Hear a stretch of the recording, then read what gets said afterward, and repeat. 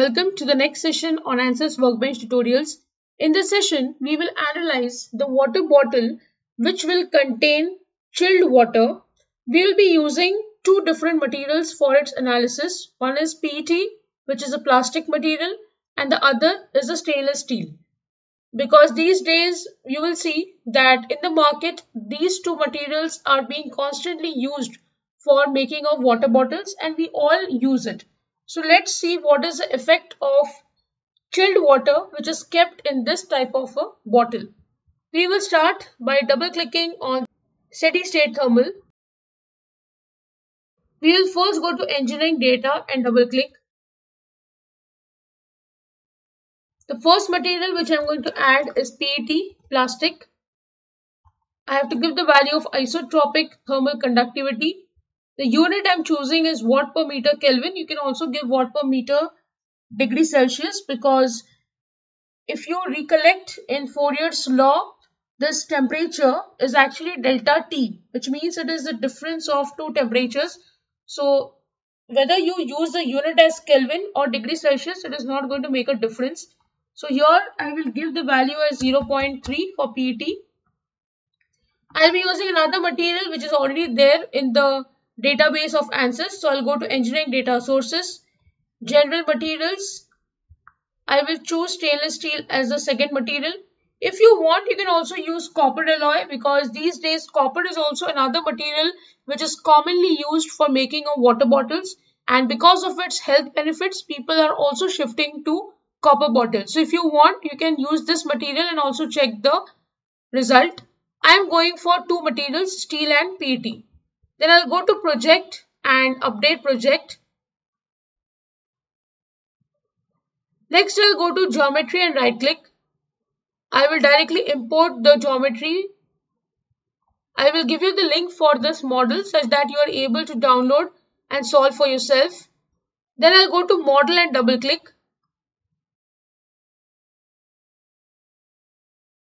We will first go to geometry. Here there are two parts. The first one is a cap which I am going to suppress. I am going to analyze only for the body. I'll change the material to PET. This is the first material which I am going to use for the analysis. Then I'll go to mesh and I'm going to update the mesh or generate the mesh.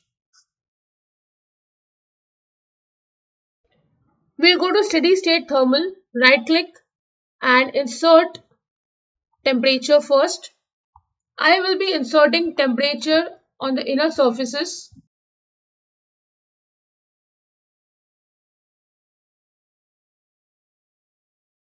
So I've selected all the internal surfaces. I'll click on apply.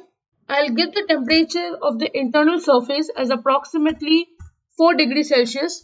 Now I am taking the temperature from the chilled water which comes out from the refrigerator. So bottle is something which you generally keep in the refrigerators. So I have taken the temperature of the water which is generally 3 to 5 degrees Celsius in the refrigerator and I have given 4 degrees Celsius. Then I'll right click and insert convection on the outer surface.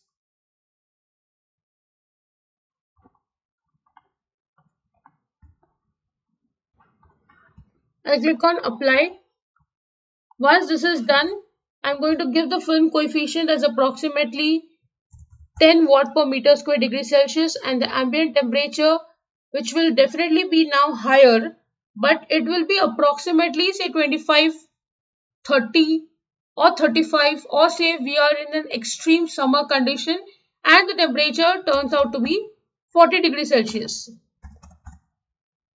So this is a ambient temperature based on where you are going to keep your water bottle and in which kind of weather condition. So let me say that the weather condition is really bad, it is extremely hot and hence I have given the temperature as 40 degrees Celsius. You may also give as 20 to 25 degrees Celsius, that is also fair enough.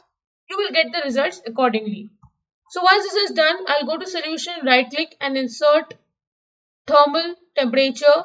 I will insert thermal total heat flux. I will also insert the directional heat flux, say along the x-axis and along the y-axis. I'll go to solution and solve.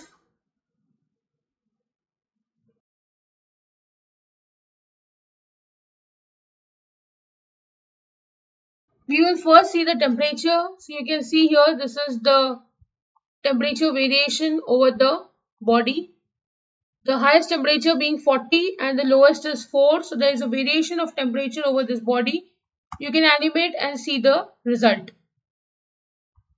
Then we will see the total heat flux. The maximum value is 1469.3 watt per meter square and the minimum is 0.002 watt per meter square. You can click on max min to know where the value is maximum and where it is minimum. You can animate and see the total heat flux change over the body.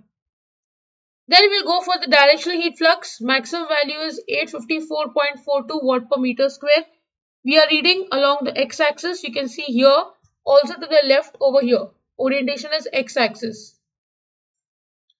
So this is the maximum value. Minimum is minus 1094.9 watt per meter square. Minimum is at this end.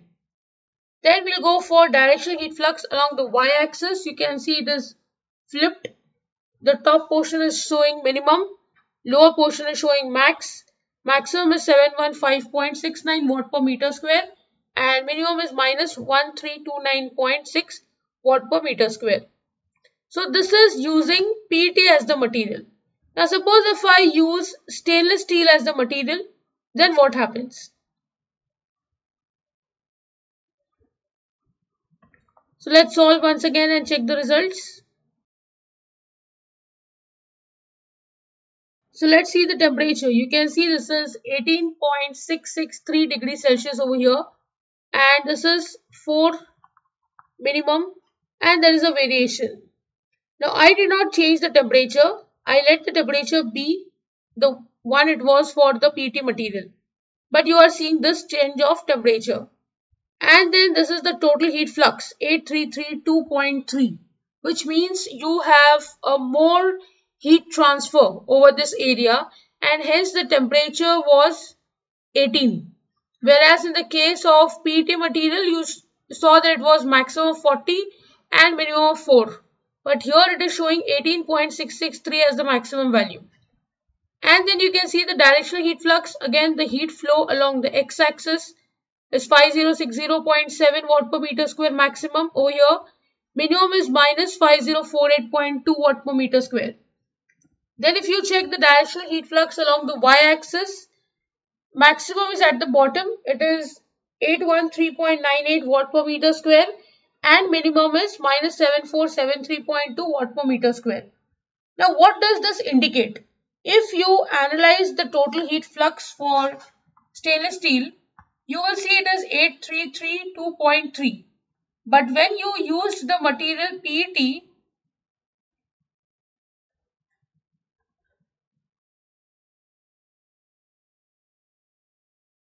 this value over here is 1469. So there is a vast difference between 8000 something and 1400 something, which shows that your heat transfer or the heat loss over the body is going to be faster, or rather there is a temperature change which will be created in the case of steel. But when you see over here in PET, because it is plastic, it is showing a variation of temperature from 4 to 40.